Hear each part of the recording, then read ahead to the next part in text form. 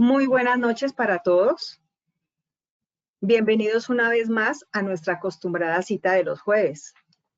Hoy agradecemos su participación en el conversatorio que se llama Adiós Burnout, mejora tu vida con neurofeedback.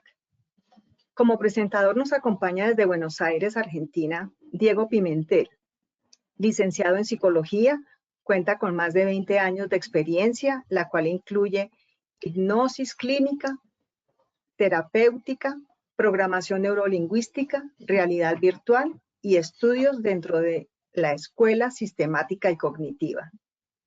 Ha incorporado en su práctica tratamientos asociados a las neurociencias y desde el 2013 viene trabajando con neurofeedback y la metodología Brain Trainer. Vamos a dar inicio al conversatorio. Los asistentes pueden dejar sus preguntas en el panel de la reunión que se encuentra al lado derecho de sus pantallas. Cuando termine la exposición, daremos espacio a las respuestas. Diego, bienvenido. Y comienzo por contarte que yo sé algo de burnout, porque he sufrido el síndrome del quemado en algunas ocasiones. Y eso me ha dado a mí como un llamadito de atención para pensar en cambiar de trabajo. Esa ha sido como la experiencia que yo he tenido. Bienvenido y adelante. Bueno, muchas gracias. Bienvenidos a todos, gracias por estar. Y sí, pensemos que el burnout es un tema que viene creciendo a nivel mundial. El estrés laboral, ¿no? Es un tema bastante complejo.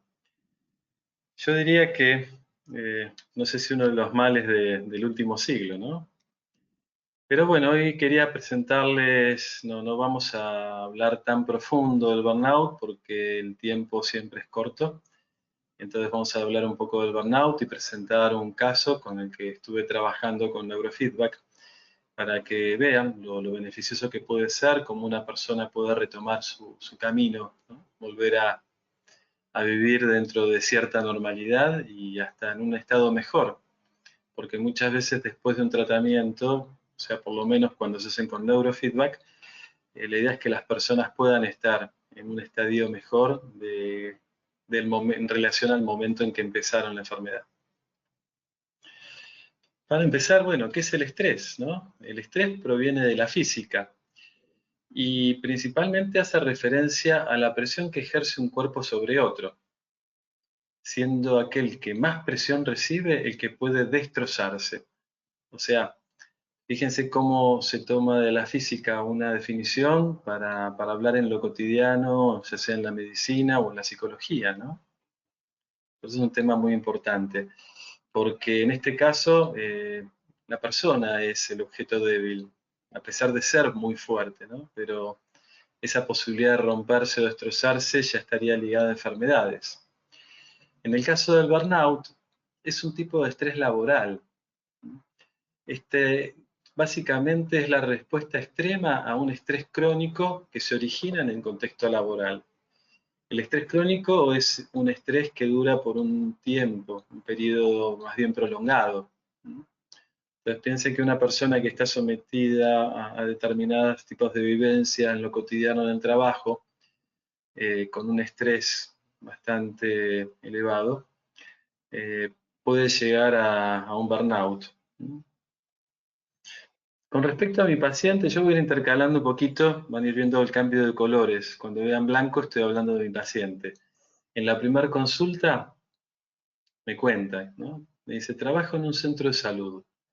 Se hace difícil. No es el típico lugar que la gente viene feliz. Hay que tratarlos bien por más que vengan con mala onda. Por otra parte, me cuenta acerca de otro trabajo. Además, en la semana entreno a 7 equipos inferiores de rugby.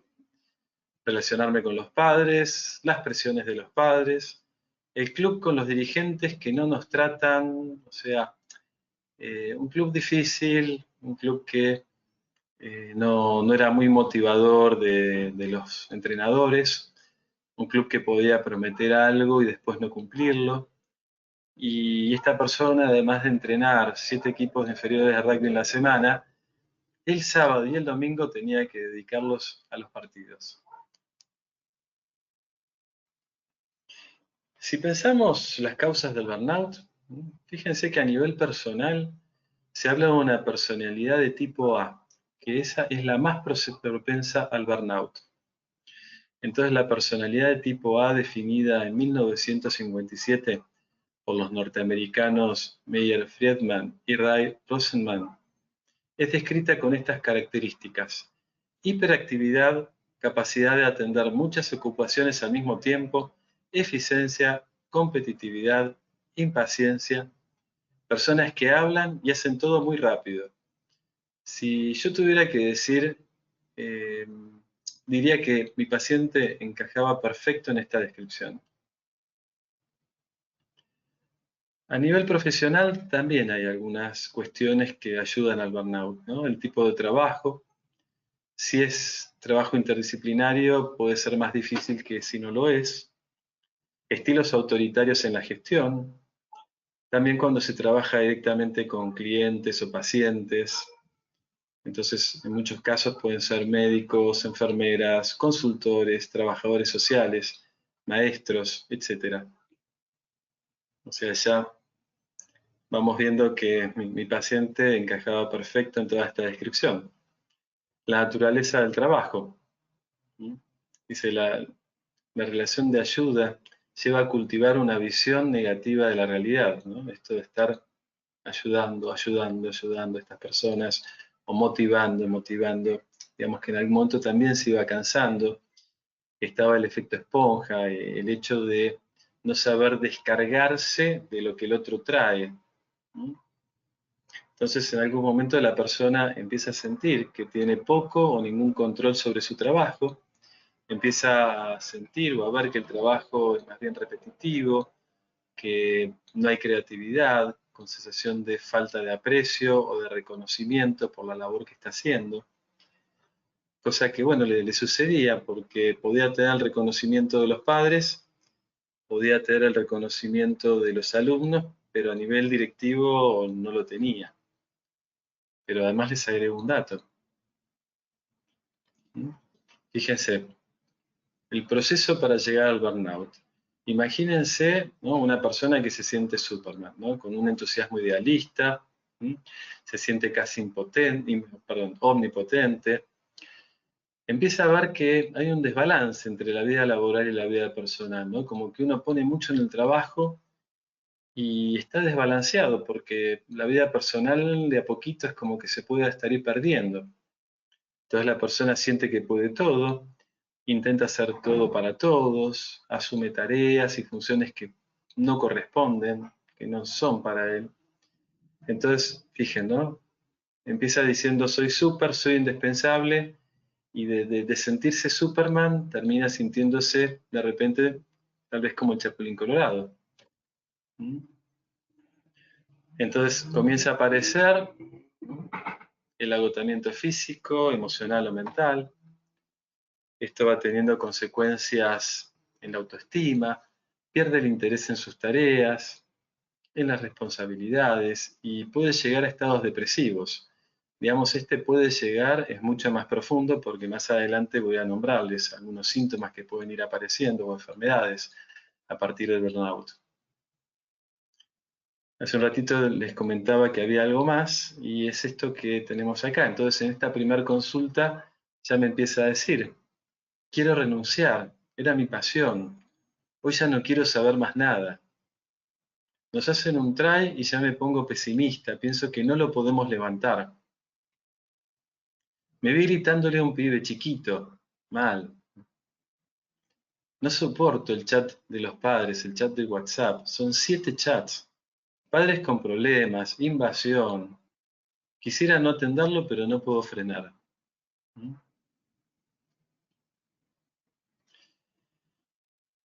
Bueno, hablábamos de, vamos a nombrar a la Cristina Maslach, que ella explica acerca de los síntomas, consecuencias físicas y psicológicas, ¿no? Entonces habla de un agotamiento emocional, que es experimentado como vacío. La persona siente que le faltan recursos emocionales y personales, y también está la sensación de no tener más nada para ofrecer a nivel psicológico para los demás. ya la persona comienza a sentirse quemado. Está también la despersonalización, que lleva a cortar o a evitar las relaciones al mínimo. Es un modo de defenderse del compromiso emocional. Puede llegar a la deshumanización del trato. Una realización personal reducida, con la consiguiente sensación de inadecuación al trabajo y a las tareas propias del mismo. Aparece entonces la disminución de la autoestima, la frustración de expectativas y manifestaciones de estrés. Entonces fíjense que en esta primera consulta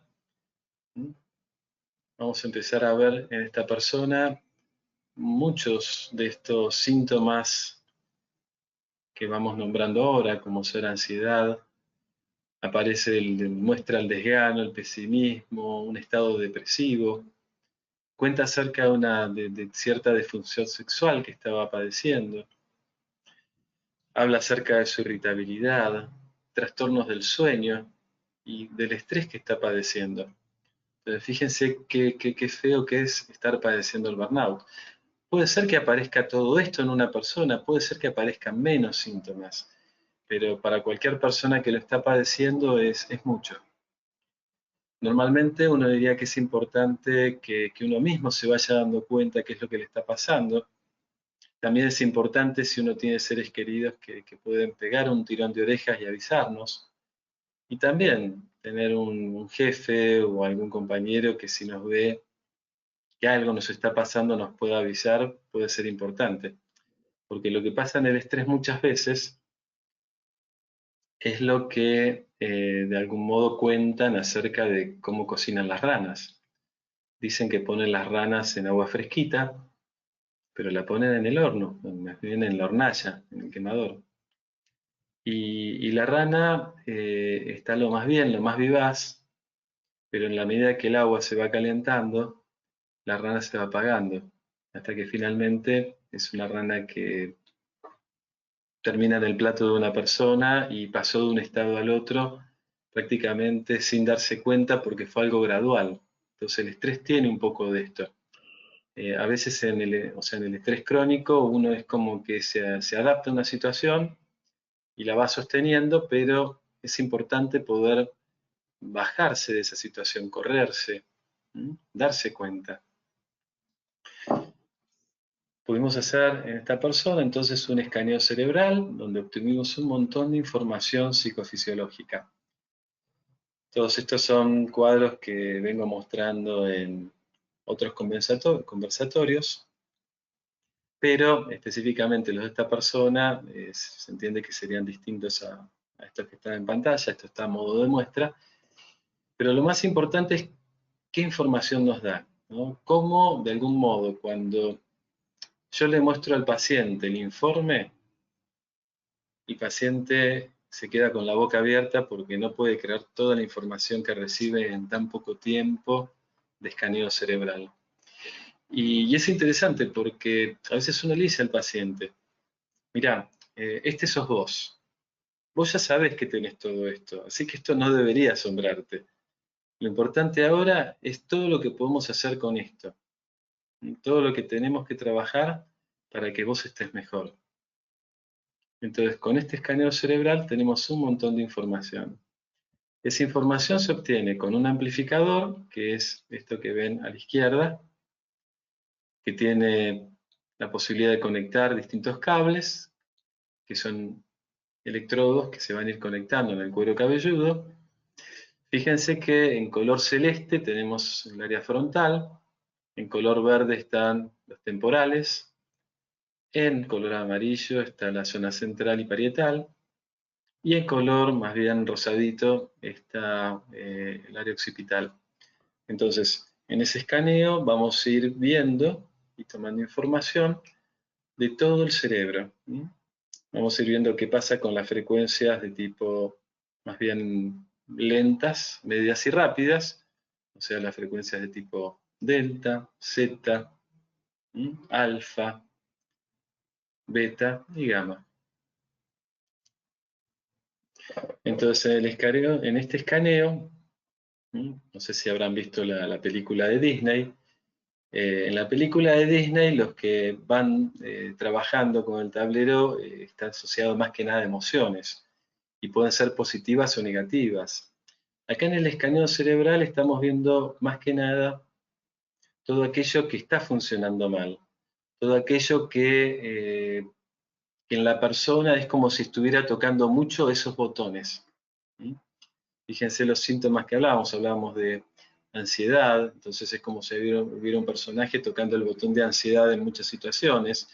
Mientras tanto, con otra mano hay otro de depresión que toca botones, otro que toca de disfunción sexual, de trastornos del sueño, y así es como estamos viendo más bien todos los circuitos a nivel cerebral, cómo están funcionando, pero más que hablar de circuitos estaríamos hablando de cortocircuitos para ir mejorándolos.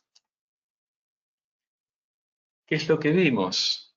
Así como temas principales. Fíjense, ¿no? Impulsividad. Tenemos que este cerebro muestra enlentecimiento en el vértice. O sea, el vértice, fíjense, donde está la unión del amarillo y el azul, dice CZ. Ahí debería haber un poco más de actividad, un poco más de activación. Este punto está conectado con el tálamo y los ganglios basales y centros de regulación de la discriminación sensorial y motor. Entonces, esta área debería estar un poquito más rápida trabajando. Al estar enlentecida, estaría dando cuenta de esta impulsividad. Después tenemos, como otro tema importante, que no logra quietud, que desperdicia energía. Y eso se ve de repente que hay altos niveles de alfa frontales.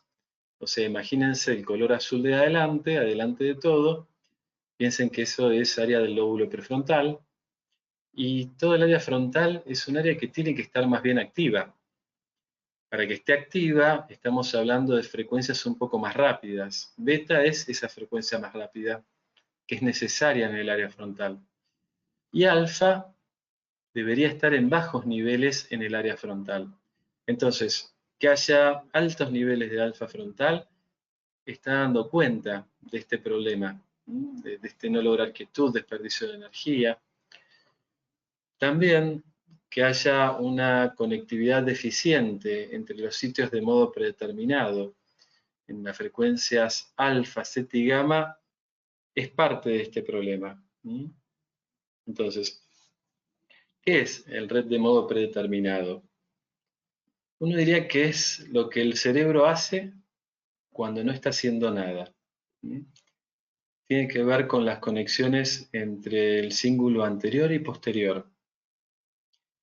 Esto se tiene que activar cuando las tareas están orientadas internamente, ¿no? Por ejemplo, si uno está pensando en uno mismo, si uno está soñando despierto, si uno está ahí, como dirían algunos, colgado mirando la nada, en ese pensamiento interno. Y en ese momento lo normal es que se desactive cuando el foco es una tarea externa, cuando hay algo del mundo externo que requiere de nuestra atención. Ahora, en esta persona, la conectividad entre estos sitios está siendo deficiente.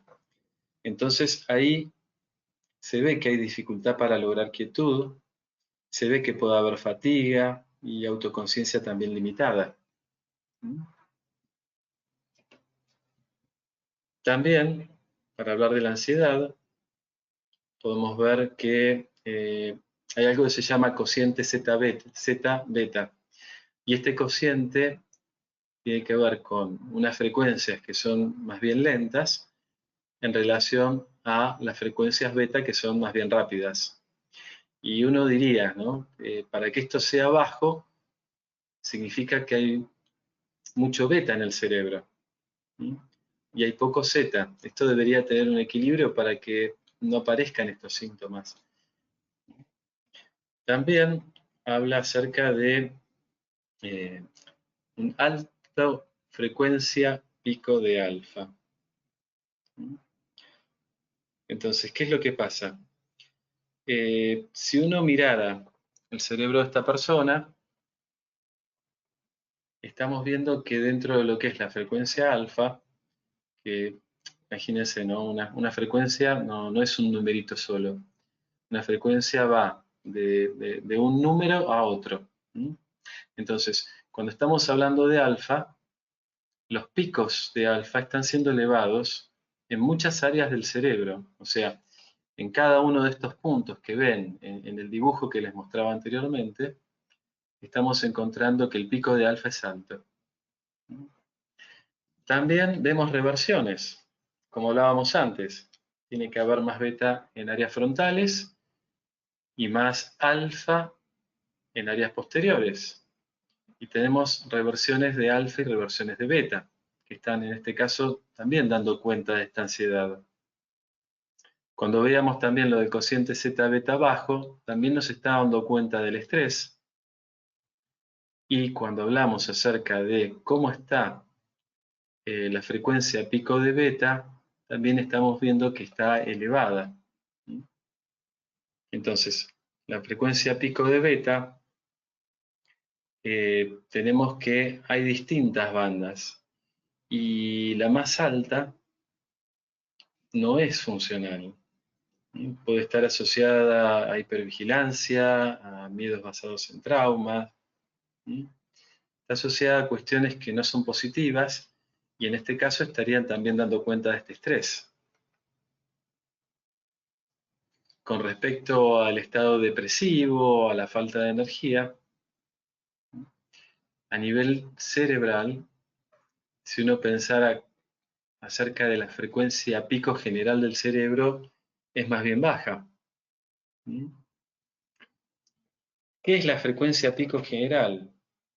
Bueno, es una medida de la velocidad general del cerebro. Entonces, si hay picos bajos, a nivel general, estarían dando cuenta de que predominan las frecuencias lentas. Básicamente eso. Y en este caso está asociado entonces a la depresión y a otro tipo de problemas y también a bajos niveles de energía.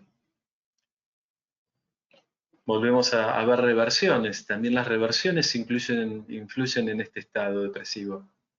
Por ejemplo, así como hablábamos antes de las reversiones frontales en relación a los occipitales, tenemos que a nivel hemisferio cerebral, o sea, si hiciéramos una línea vertical, ¿sí?, y dividiéramos en izquierda y derecha este dibujo, tenemos el hemisferio izquierdo y el hemisferio derecho. El hemisferio izquierdo tiene que ser más rápido, tiene que tener más frecuencias tipo beta.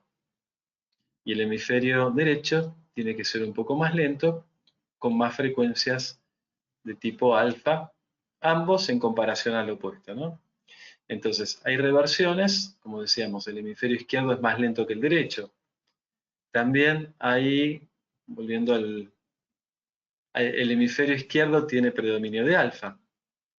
Y después, en relación a lo que es frontal, nuevamente estos altos niveles de alfa frontal están de algún modo repercutiendo en este estado depresivo. Por último, para este estado vemos que hay baja sincronía en las ondas lentas. Digamos que las ondas lentas no son ondas que tienen que ver con la corteza cerebral. Entonces son ondas que deberían tener una sincronía más alta. Las ondas tipo beta, está bien que tengan baja sincronía, pero esta baja sincronía en ondas lentas también repercuten en su estado y en su falta de energía. Con respecto al sueño, encontramos que hay reversión de beta posterior, o sea, se encontró en algunas áreas posteriores que hay presencia de beta en cantidades que no deberían estar. Y también ahí escribí RSM, que tiene que ver con el ritmo sensorio-motor, que cuando el ritmo sensorio-motor está por debajo de cierto porcentaje, con los ojos abiertos, vamos a encontrarnos con problemas en relación al sueño. Vamos a encontrarnos con hiperactividad física. También podemos encontrarnos con inquietud, con impulsividad, con distraibilidad, por ejemplo. Fíjense que varios de estos síntomas son los que aparecen en la entrevista, cuando empezamos a hablar lo que a él estaba pasando. Y toda esta información la confirma el mapeo o este escaneo cerebral. Y con esta información después vamos a trabajar.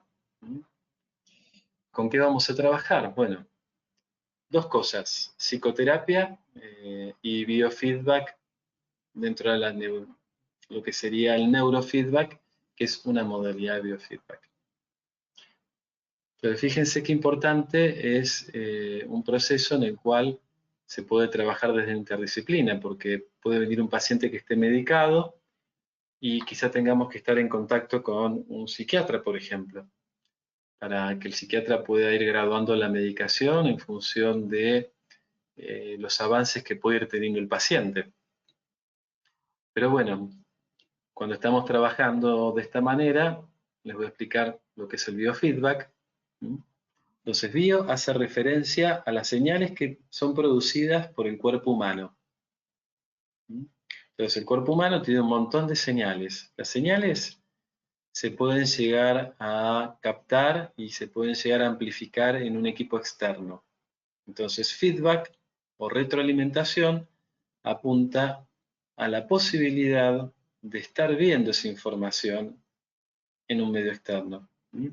En este caso, entonces, apunta a un continuo intercambio de información en el cual el emisor recoge la información del medio y cuando uno tiene esa información, uno puede modificar la conciencia en determinados estilos de biofeedback y en el neurofeedback les voy a explicar en unos instantes cómo es el mecanismo, porque en el neurofeedback uno no está haciendo a conciencia esta modificación, ¿no? Por ejemplo, hay un tipo de biofeedback que tiene que ver con, está asociado al latido del corazón y la respiración, donde uno cambiando su respiración o cambiando también su pensamiento, modifica su estado emocional y va viendo en pantalla cómo eso de algún modo repercute favorablemente. Con respecto al neurofeedback, el neurofeedback es una forma de biofeedback, pero en este caso puntual nos permite modular la actividad del cerebro gracias al entrenamiento.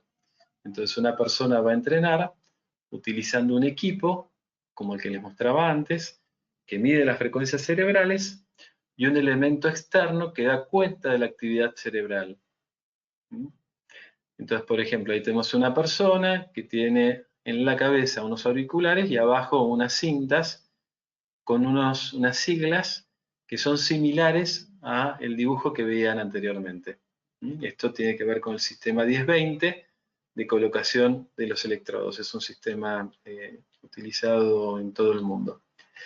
Entonces esa información va a la computadora, la persona está mirando una pantalla y en la pantalla van a producirse cambios en la medida de que la persona esté haciendo las cosas bien, o sea, de que el cerebro esté trabajando adecuadamente o de que el cerebro no lo esté haciendo de esa manera. Esos cambios son rapidísimos, pero uno no va a estar pensando lo estoy haciendo bien o lo estoy haciendo mal. Es el cerebro el que entiende que si algo se está oscureciendo en la pantalla y que estoy escuchando menos el sonido, el cerebro entiende que eso no es lo normal. Entonces automáticamente busca que esto se normalice, generando tal vez activación donde hay que realizarla, o inhibición si es que también fuera algo que se está solicitando, o aumento de sincronía, o disminución de sincronía, etcétera, etcétera.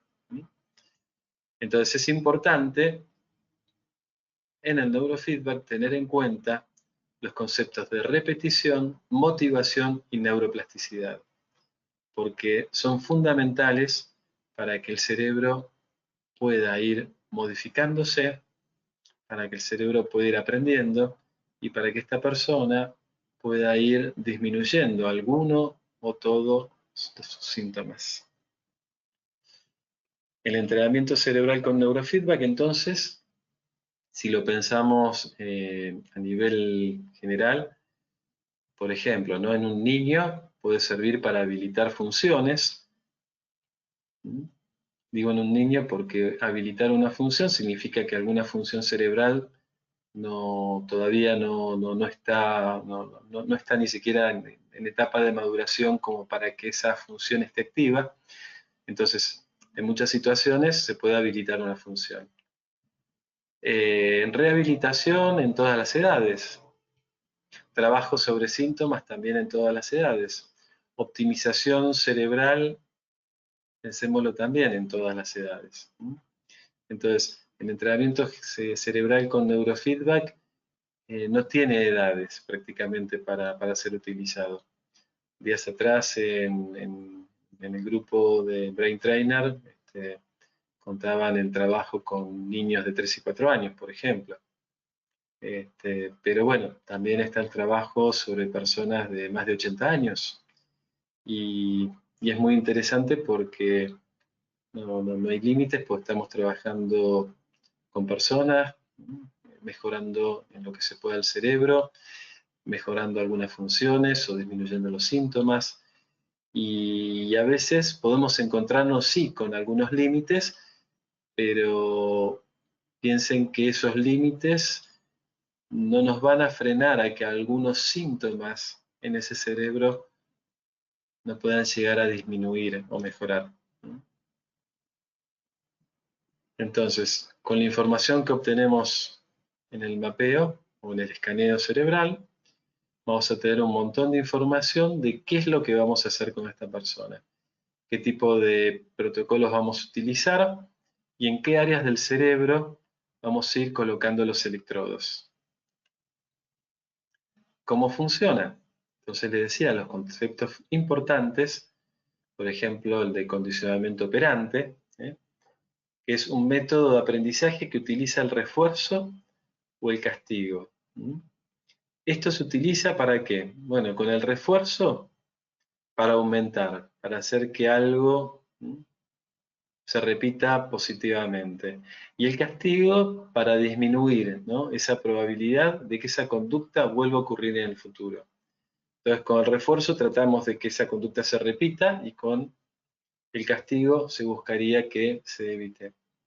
Piensen que muchas personas, a ver, dentro de lo que es la psicología, esto, digamos que está lejos de lo freudiano y está más dentro de las terapias breves, pero piensen que si ustedes tienen un hijo y bueno, mirá, si te portás bien tenés un premio, te portaste mal, qué lástima, bueno, no vas a poder usar la tablet. Entonces, es algo que es utilizado desde el comienzo de la humanidad. Y acá, en este caso, el condicionamiento operante está trabajando cuando la persona está mirando esa pantalla y se oscurece o se aclara y el volumen le baja o aumenta. Entonces la persona, mientras está motivada porque quiere ver su serie favorita o esta película que está prestándole atención, el cerebro va haciendo su trabajo repetitivo en activación o en inhibición que va a ayudar a esta modificación cerebral. Entonces, podemos enseñar a incrementar o disminuir la cantidad de ondas específicas necesarias en el área que deben estar. Con respecto a la neuroplasticidad, nos referimos a la facultad que tienen las neuronas para regenerarse y tomar nuevas conexiones. Es la capacidad del cerebro para modificarse, recuperarse, aprender y mejorar. Algunos hablan acerca de la renovación del cableado. Hay casos donde personas que han recibido un golpe fuerte en el deporte y quizá le generó algún tipo de lesión a nivel cerebral, bueno, trabajando con electrodos en áreas cercanas, esa persona de a poquito va pudiendo mejorar la conexión neuronal en zonas cercanas al área dañada, y también es posible que esta persona en el área dañada pueda generar esa activación nuevamente. Entonces es muy importante saber y entender que la neuroplasticidad está presente a lo largo de toda la vida. un niño es una fiesta de neuroplasticidad, una fiesta de neuronas, ese cerebro que está en crecimiento. Y en los adultos y adultos mayores, la neuroplasticidad sigue estando vigente, ya sea por nacimiento de nuevas neuronas y también por la posibilidad de que se generen nuevos circuitos neuronales. Volviendo a las consecuencias de qué, del burnout, ¿no? ¿Qué puede pasar en una persona que tiene burnout?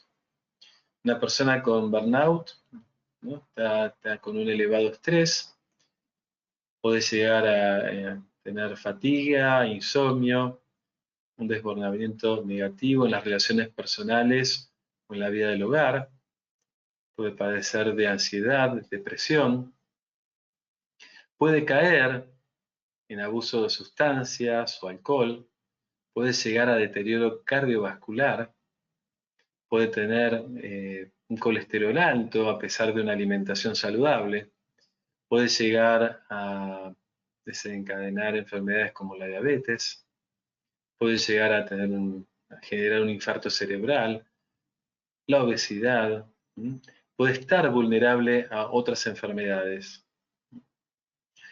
Puede suceder que a nivel del aparato digestivo pueden aparecer úlceras, puede tener pérdida de peso, también puede tener dolores musculares, ¿no? Hay personas que tienen dolores musculares y de repente no han hecho nada para que esos dolores estén en su cuerpo. Hay distintos tipos de también dolores de cabeza, migrañas, desórdenes gastrointestinales. Piensen que, por ejemplo, hay personas que padecen de colitis ulcerosa o también de otras enfermedades que son muy complejas a nivel gastrointestinal. Alergias, asma. En las mujeres también puede haber modificación en los ciclos menstruales. Pero fíjense cuánto daño nos puede hacer un burnout, ¿no? Ahora, en esta persona trabajamos 40 sesiones. Durante estas 40 sesiones teníamos las sesiones dentro de una hora aproximadamente de neurofeedback. Y yo, como soy psicólogo, además hacíamos la parte de psicoterapia. Hay otros casos donde si una persona está realizando psicoterapia con otro profesional, viene de repente y la parte de neurofeedback la puede hacer conmigo sin que haya ningún tipo de problema. Y con él, bueno, hemos ido trabajando a la par, ¿no? De repente ustedes veían esto del chat que lo invadía y bueno, uno trabaja de repente dentro de un modelo conductual donde le puede dar algunos tips a la persona para que se ordene, se organice y aquello que lo estaba invadiendo y saturando de repente en pocos días deje de ser una fuente de estrés, ¿no? Entonces hemos ido trabajando muchos de los temas desde lo psicológico, acompañándolo con el tratamiento con neurofeedback. Entonces, ¿qué es lo que él fue manifestando? Fue manifestando que a nivel laboral, esto fue sucediendo a medida que el tratamiento iba avanzando, ¿no? Los partidos terminan en el último segundo. Él antes pensaba que con un try que le hacían ya el partido estaba perdido. Y ahora estaba pudiendo dar vuelta a partidos que quizás estaban no un try arriba.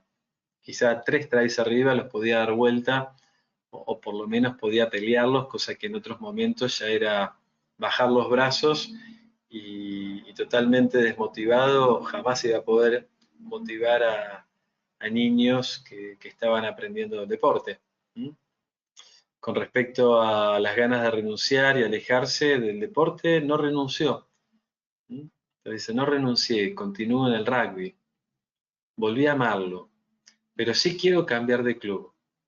Veo que me explotan y quiero trabajar bien. Hay injusticias, ¿no? Esto que les decía, quizá un día le prometen que el partido de él va a ser en la cancha A y cuando llega a la cancha el club dice, no, mira, vas a ir a la cancha C, que es aquella que está rotosa, que está, bueno, pero me dijiste la A, me la prometiste, no, mira, no se puede porque... Entonces, bueno, un montón de cuestiones que también lo iban desmotivando y que no eran positivas para él. Entonces él empezó a ver que que él podía tomar decisiones, que él podía terminar mejor la temporada en el club y una vez que la temporada terminaba, elegir un nuevo destino. Y con respecto al centro de salud, ya no se enganchaba con la mala onda o el maltrato que había en la gente que estaba yendo ahí. Fíjense que en un centro de salud a veces el estrés es del que viene y a veces el estrés es del compañero y a veces el compañero vino mal y también es un problema y él ya estaba pudiendo vivir estas situaciones de una manera más positiva. A nivel personal, si pensamos en escalas, la ansiedad bajó de 5 a 2, pensando que 5 era el más alto. A nivel depresión, desgano, pesimismo, de 5 bajó a 1. La disfunción sexual, bueno, disminuyó la ansiedad y se trabajaron también aspectos psicológicos en la relación de pareja. O sea, algunas cuestiones internas que él tenía en relación a su pareja no ayudaban a que la vida sexual pueda darse de manera plena y satisfactoria para ambos. La irritabilidad bajó de 5 a 2 y los trastornos del sueño, después de la semana 4, ya pudo decir que ya dormía mejor y ya descansaba mucho mejor. Por lo tanto, bueno, en cuanto al estrés también pudo decir que disminuyó de 5 a 1. O sea, ya podía disfrutar y sí, podemos hablar de este estrés como ese estrés crónico con el que él había venido, que bajó de 5 a 1. Se entiende que si después pudiera haber alguna situación por la cual él se tuviera que adaptar, como cualquier persona lo haría, pero ya no estamos hablando de un estrés crónico. Siempre que hablamos de neurofeedback, también hablamos de esto, ¿no? De cuidados y de disfrute. Cuidados en cuanto a tratar de mejorar la alimentación. Se entiende que uno puede comer porquerías ricas, pero que no sean lo que uno más come o lo que uno más consume en la semana. Que uno trate de comer más saludable, que uno trate de descansar mejor, que uno trate de hacer ejercicio físico y conectarse con sus afectos, ya sean amigos, mascota, pareja, hijos, familia. Porque todo esto es muy importante, porque cuando uno tiene que balancear la vida, y cuando uno también habla de ayudar a la neuroplasticidad, uno la tiene que ayudar también desde estos puntos.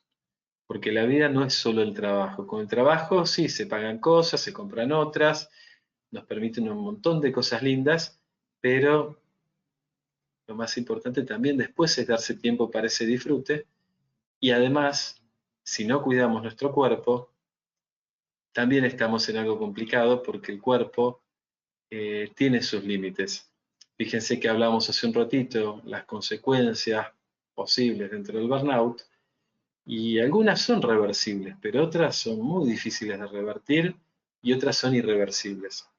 Entonces, por eso es muy importante atender a los cuidados que nos pueden ayudar a dispersarnos, estar bien. El simple hecho de juntarse con los amigos, con la familia, con los afectos, es algo que nos hace bien. Como decía, la alimentación, el ejercicio físico. Entonces tengan en cuenta todo esto para lo cotidiano, para ustedes, para sus amigos, para sus pacientes. Y todos aquellos que quieran incorporar el neurofeedback a la consulta, personalmente se los recomiendo porque es muy, muy positivo lo que uno puede hacer con una persona. Yo vengo trabajando con neurofeedback y he visto, por ejemplo, en otros tiempos trabajaba, no sé, persona con ataque de pánico solamente con hipnosis, ¿no? Pero ahora con neurofeedback yo además puedo ayudarlo a que el cerebro mejore a nivel conectividad para que esa conexión o esas neuronas que están despiertas, asociadas a la huella de ansiedad, estén más bien calmas. Y con la hipnosis, bueno, uno genera algo muy bueno, pero que además si uno le mete un entrenamiento a la persona dentro del neurofeedback, está ayudando a que el cerebro de esa persona mejore como para que además, bueno, algunos hablarían de esa capacidad de resiliencia, ¿no? Entonces, hasta el cerebro de esa persona va a tener más resto para las situaciones futuras. Y eso es muy importante. ¿Quién creó este sistema con el que nosotros trabajamos? Peter Van Deusen. Y actualmente su sistema está instalado en 31 países, con más de 300 personas que se han capacitado y que están trabajando con personas alrededor del mundo.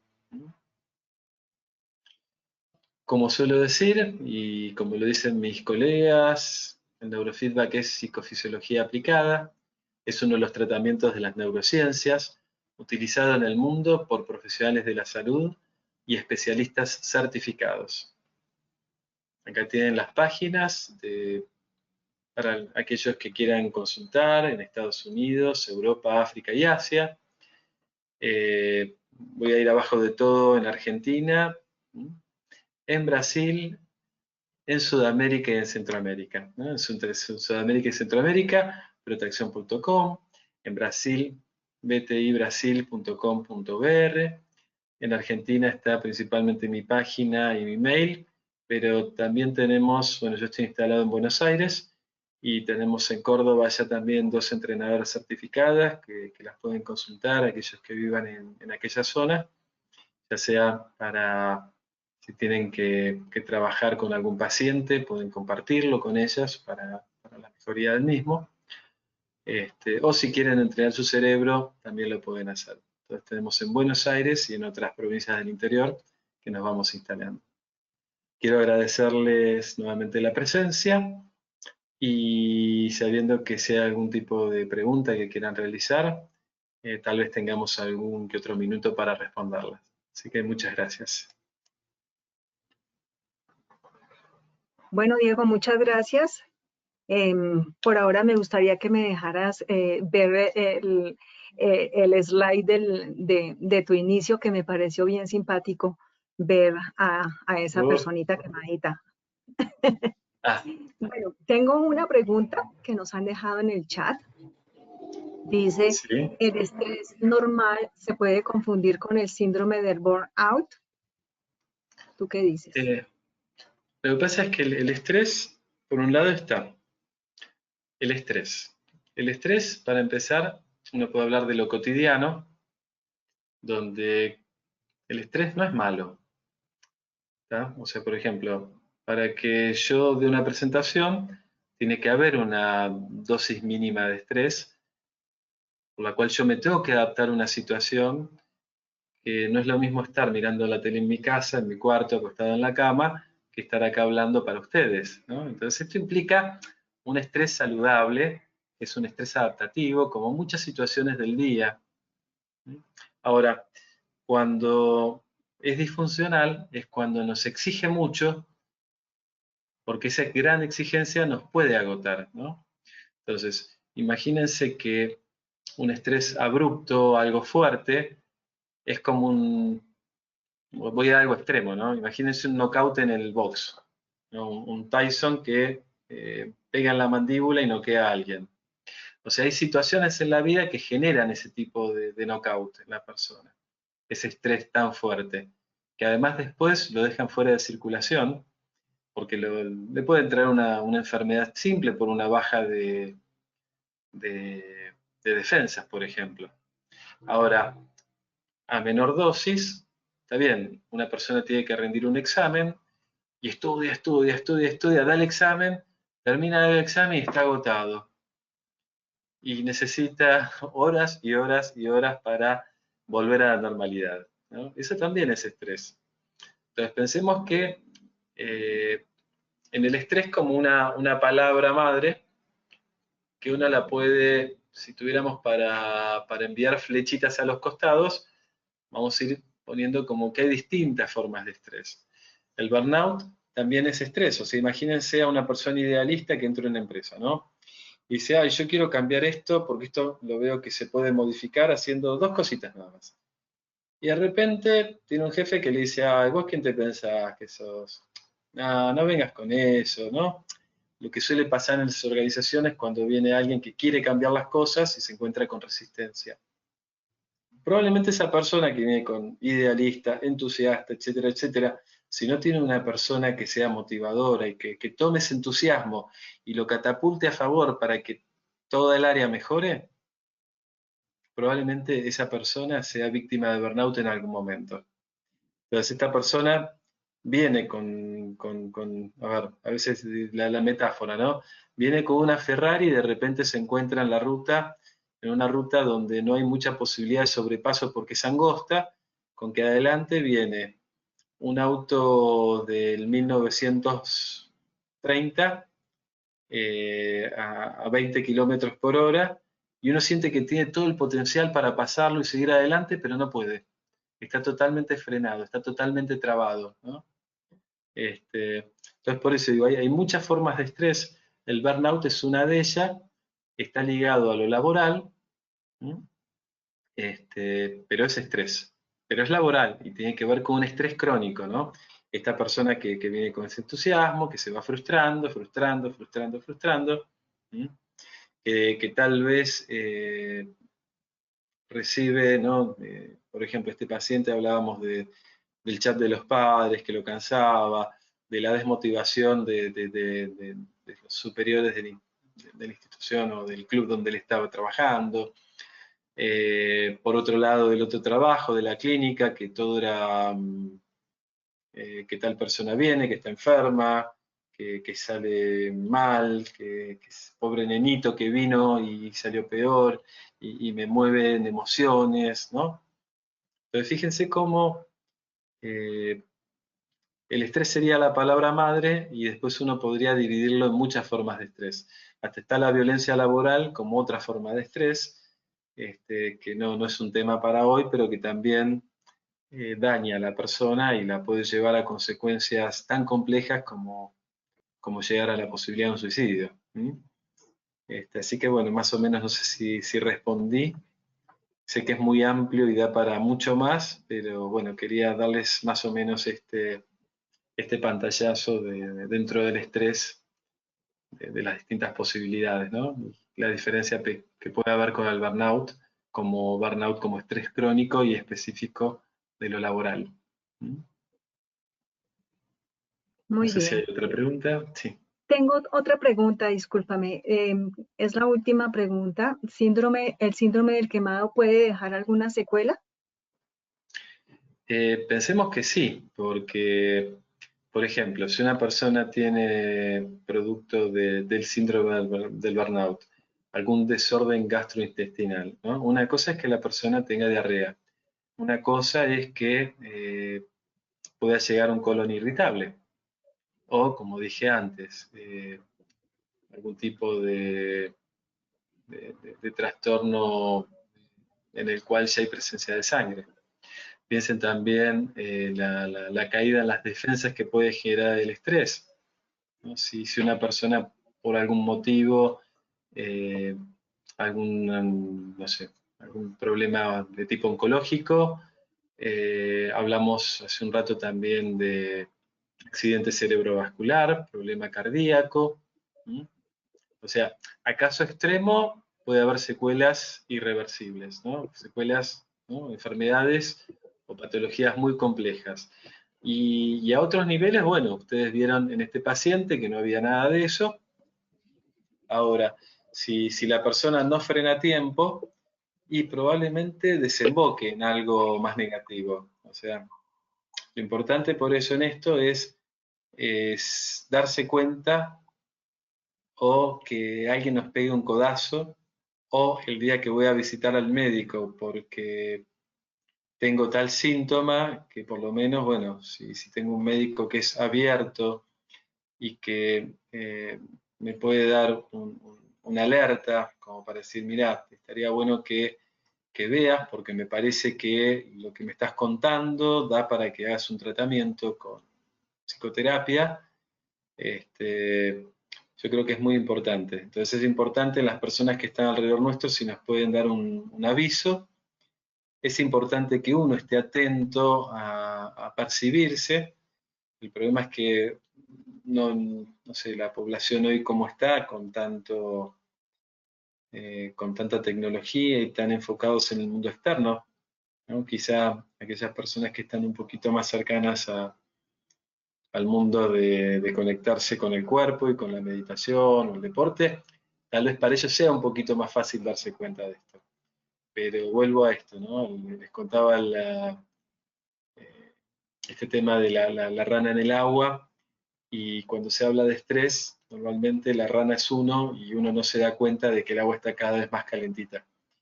Y por eso es importante la mano de afuera que nos ayude a salir de esa situación, o que nos guíe y nos muestre el camino de salida. Así que bueno, muchas gracias nuevamente por la presencia. Quiero dejarles un saludo desde Buenos Aires y sepan que pueden ustedes buscar en el mundo a aquella persona que puede ser el entrenador de ustedes, aquella persona que puede acompañarlos a nivel interdisciplinario, aquella persona que les puede enseñar a ser parte del mundo del neurofeedback. Y bueno, los dejo entonces también con la posibilidad de algo que se está utilizando en el mundo y que está creciendo con la pandemia, que es la posibilidad también de que uno como paciente incorpore otro modo de tratamiento supervisado. Así que muchas gracias por todo y los dejo con mi colega que les va a seguir contando algunas cosas muy interesantes. Bueno, Diego, muchas gracias por compartir tu conocimiento y experiencia. Te esperamos con un nuevo tema en tu próxima presentación. Bueno, muchas gracias. Hasta pronto. Un saludo para todos desde Buenos Aires. Muy bien. Bueno, para todos ustedes, hoy les queremos presentar un video que nos va a mostrar cómo es que se realiza el entrenamiento de feedback, de neurofeedback. Aquí lo vamos a ver.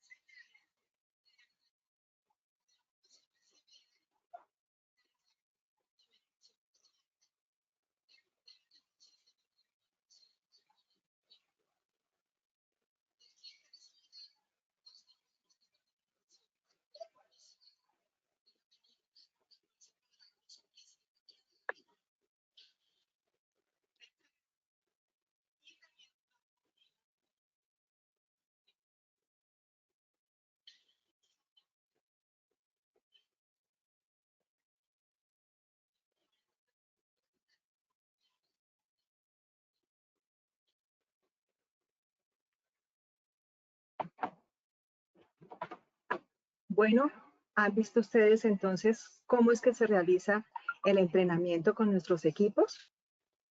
Los queremos invitar para nuestro próximo conversatorio que se llama Neurofeedback, una técnica eficaz para los problemas de conducta, el próximo jueves 24 de septiembre a las 7 de la noche. A sus correos llegará un enlace para registrarse y para que puedan participar de nuevo. Antes de dar por finalizado el conversatorio, en sus pantallas aparecerá una pequeña encuesta. Les solicitamos nos colaboren contestándola. De sus respuestas nos ayudarán a todos a mejorar cada vez más en nuestros conversatorios. Muchas gracias por su presencia y que tengan una muy feliz noche. Gracias a todos. Muchas gracias. Y disculpen que agrego algo, porque les decía que iban a presentar una nueva modalidad y justo hoy no se presentó, pero tengan en cuenta que también muchas personas están comprando los equipos para trabajar vía remota con un profesional y poder hacerlo desde sus casas. Eso pueden también consultarlo en la página de Brain Trainer. Y sí, nos esperamos nuevamente para el próximo conversatorio. Muchas gracias. Gracias a todos.